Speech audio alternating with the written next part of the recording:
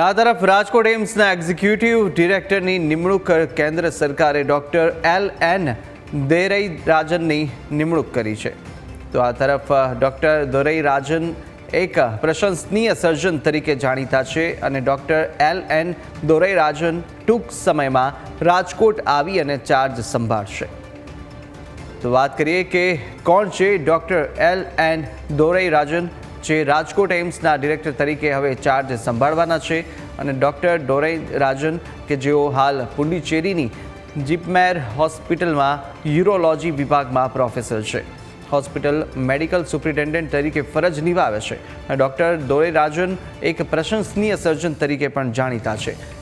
તો આ તરફ ડૉક્ટર દોરઈરાજન જે યુરેથ્રોપ્લાસ્ટીમાં પણ નિષ્ણાંત છે અને યુરેથ્રોપ્લાસ્ટીની અંદર માન્યતા પ્રાપ્ત સર્જન છે, જ્યાં સ્ટ્રક્ચર રોગ માટે પણ યુરેથ્રોપ્લાસ્ટીમાં પણ તેઓ નિષ્ણાંત છે. વધુ વિગતો મેળવીશું. સંવાદદાતા ઋષિ પણ ફોન લાઈન પર જોડાયા છે. ઋષિ, હવે એમ્સ માટે જ્યાં એક્ઝિક્યુટિવ ડિરેક્ટરની પણ નિમણૂક થઈ ચૂકી છે, શું વિગતો સામે આવી રહી છે? નિમણૂકની પ્રક્રિયા કેવી રહી? છેલ્લા ઘણા સમયથી એમ્સમાં એક્ઝિક્યુટિવ ડિરેક્ટરની જગ્યા ખાલી હતી.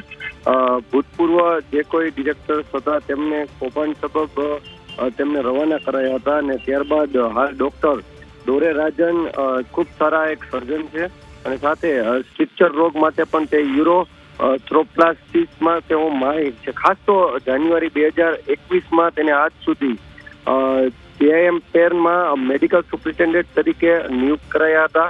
હાલ તો અત્યારે રાજકોટ એમ્સ દર્દીઓ માટે આશીર્વાદરૂપ બની છે, ત્યારે નવા ડિરેક્ટરની નિમણૂક થતાં એમ્સમાં અનેક સુધારા થવાની પણ શક્યતા છે. જી બિલકુલ ઋષિ, માહિતી સાથે જોડાવા બદલ આપનો આભાર.